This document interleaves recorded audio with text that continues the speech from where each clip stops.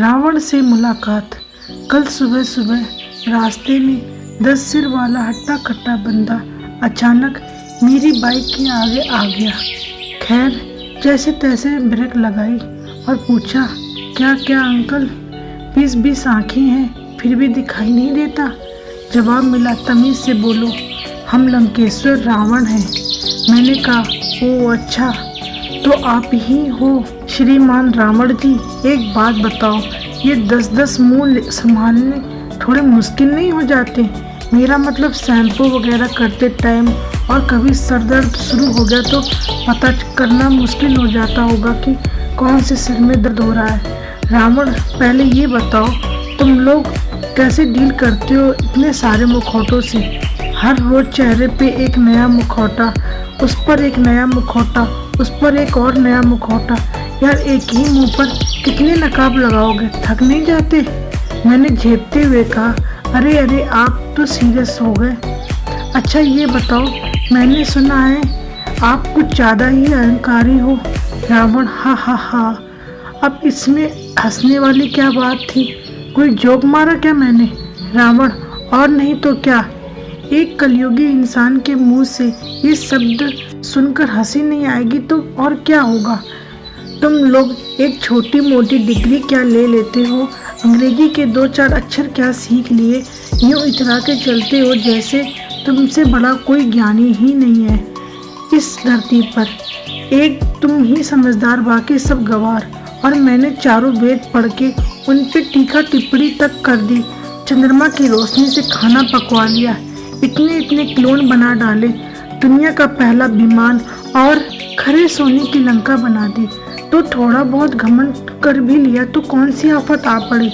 मैं थोड़ा सा और सकुचाते हुए बोला, चलो ठीक है बॉस, ये जो जस्टिफाई कर दिया आपने, लेकिन गुस्सा आने पर बदला चुकाने के लिए किसी की बीवी ही उठा के ले गए।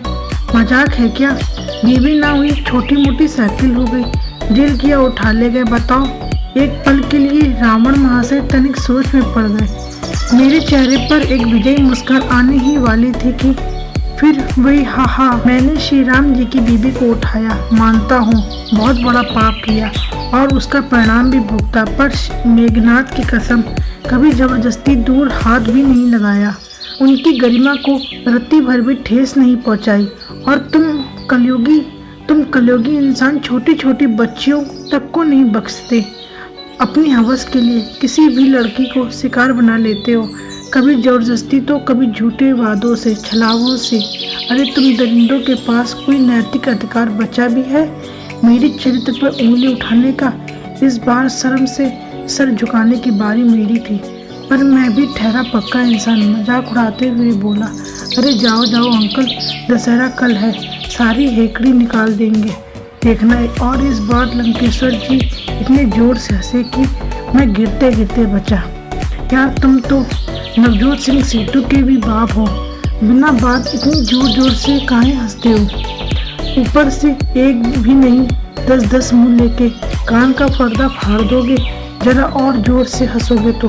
रावण, यार तुम बात ही ऐसी करते हो। वैसे कमाल है तुम इंसानों की भी, विज्ञान में तो बहुत तरक्की कर ली, पर कॉमन सेंस ढीले का भी नहीं है। हर साल सिर्फ मेरा पुतला जला के खुश हो जाते हो, घुटन मुझे होती है तुम लोगों का लेवल देखकर। मतलब जानते नहीं दशहरे का मतलब, बदनाम मुझे हर साल फालतू में करते हो। किसी दिन टाइम निकाल कर तुम सब अपने अंदर के रावण को देख सको तो पता चले कि क्या तुम मुझे जलाने लायक हो।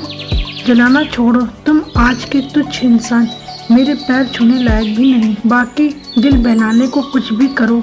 और उसके बाद मेरी हिम्मत जवाब दे गई और मैं पतली गली से निकल लिया।